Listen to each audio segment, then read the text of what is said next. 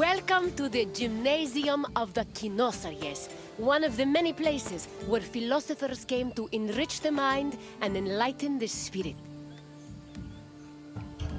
There is no better setting for learning than in a quiet place far away from the commotion of the city. Education held a very important place in Greek society. The most prominent educators were philosophers, whose teachings ranged from everyday rituals to the makeup of the universe. Once your tour is complete, come find me, and we can discuss what you've learned. Farewell for now, wanderer.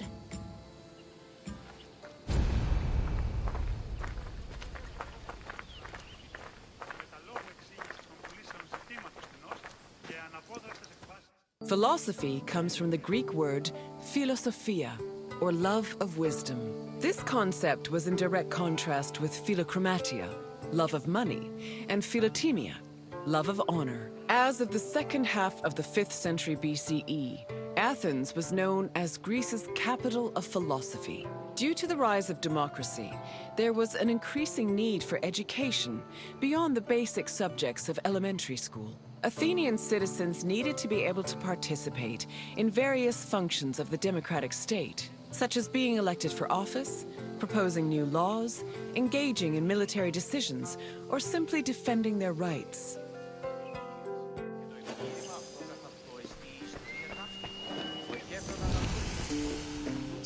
Originally, Athens had no official school buildings for higher education. Sophists and philosophers taught either in private homes or in public spaces like the theater. To recruit young pupils for long-term curricula, they also held classes in gymnasia, where young Athenians underwent physical training. The Cynosarges was a sanctuary to Heracles, located in the south suburb of Athens. At the beginning of the 4th century BCE, Antisthenes used this sanctuary as a teaching spot for his school of philosophy, the aptly named Cynicism.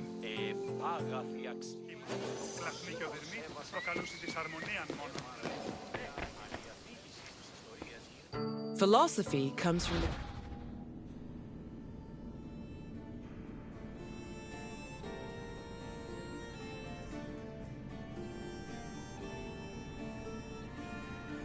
Greek word philosophia. This concept was as a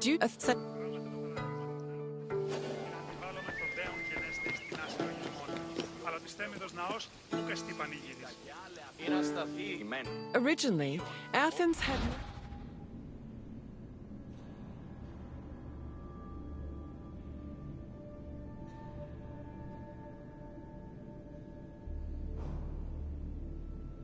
no official school, but such a recruit at the beginning.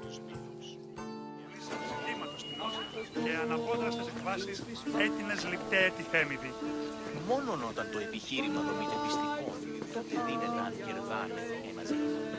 Ανατρέχομενοι στους τραγικούς της δομής ταύτης έλεγε, μάλλον η Σοφοκλέα. Χρώμεθα το παραδείγμα των έργων αυτού. Any free citizen was allowed to involve themselves in the Athenian democratic process. However, to truly influence the flow of politics, their speech and rhetoric skills had to be impeccable. As a result, many sophists taught subjects like logic, reason, and eloquence. These were meant to help students achieve arete, or excellence. But this specific concept of excellence was often challenged, especially by other philosophers. For example, Plato, Socrates, and Isocrates preferred a more moral approach and argued that rhetoric should be used as a means to serve the greater good. Socrates and Plato went even further, declaring that philosophy and wisdom were not only useful tools, but also ethical virtues.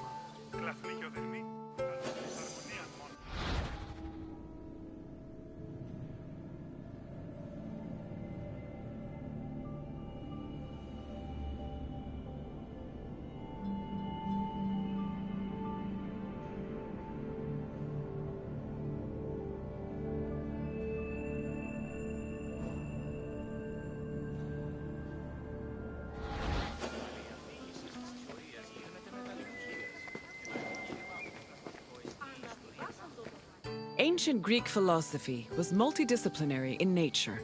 In addition to wisdom and logic, philosophers also studied and taught math, geometry, music theory, and even medicine.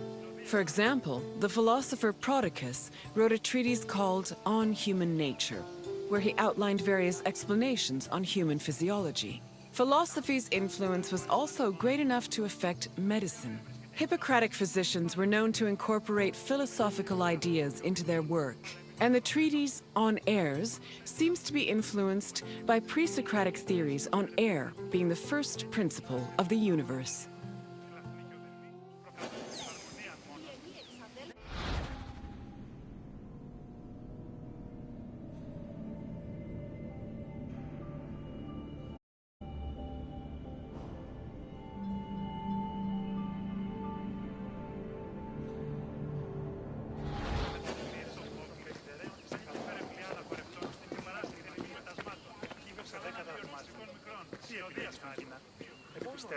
The famed philosopher Socrates had an ambiguous relationship with sophists. In Plato's dialogues, Socrates is portrayed as being in constant opposition with the famous sophists of his time. Aristophanes' comedy, The Clouds, meanwhile, depicts Socrates as a sophist himself, constantly demanding payment for his teachings. Socrates was in fact very poor and made no money off his teachings. He also differed from the sophists in that while they only taught aristocratic youths, Socrates taught everyone, regardless of station. Unfortunately, his controversial ideas and practices did not sit well with the city of Athens, and he was eventually tried for impiety.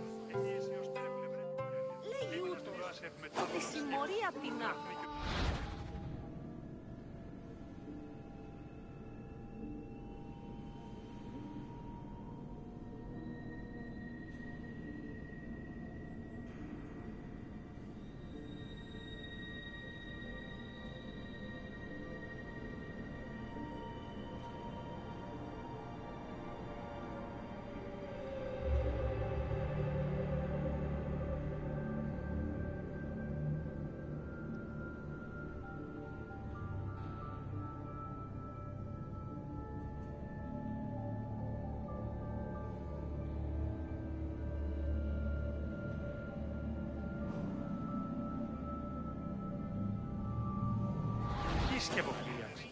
Εννοείς κλέπους ύπους υποκεντρικού κατασκευέντες. Οποίων κίνδυνο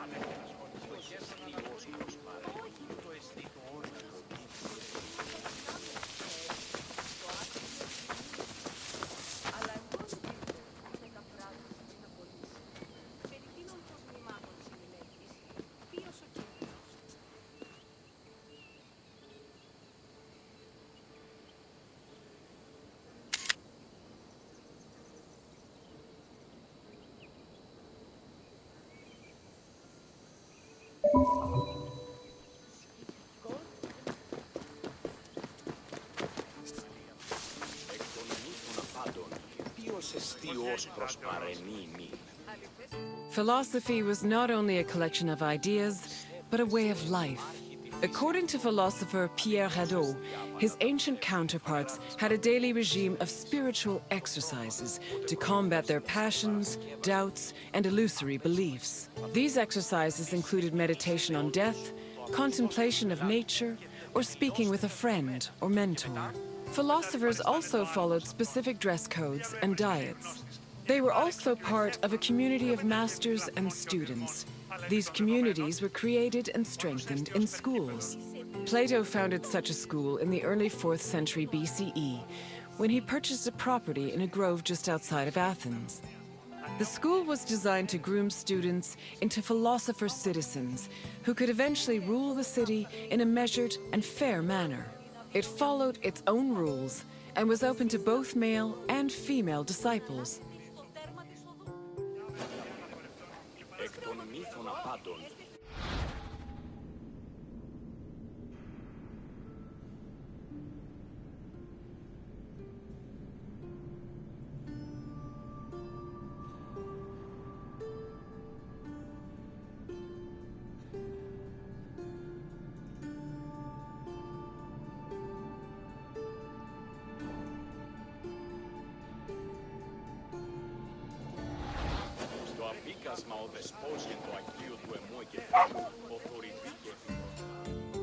I can tell by the crease in your brow that you're already puzzling over the new things you've learned.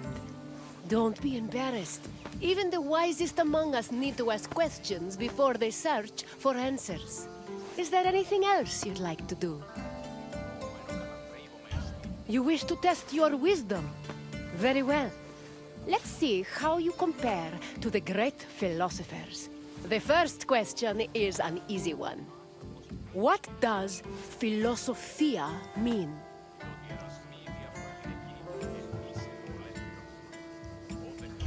Correct. Philosophia referred to the love of wisdom. Time for the next question. The Kynosarjes was a sanctuary dedicated to which Greek hero?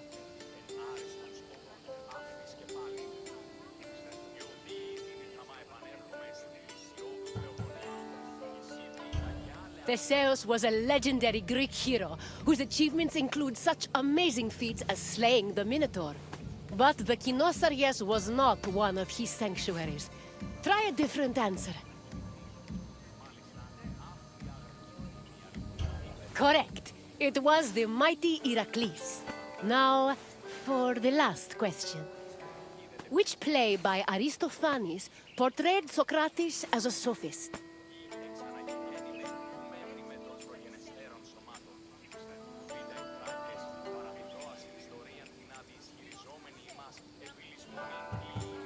Aristophanes' The Birds was a lovely play, but it did not feature Socrates. Try another answer. The Wasps was a comedy that mocked Athenian courts of law, but had no appearances from Socrates. Try again. Yes, The Clouds was a comedy that portrayed the famous philosopher as a greedy sophist. Plato even believed that this caricature contributed to his mentor's eventual trial and execution. Well done, Wanderer. Even Socrates would be impressed by the depths of your wisdom. As you wish, Wanderer. Safe travels.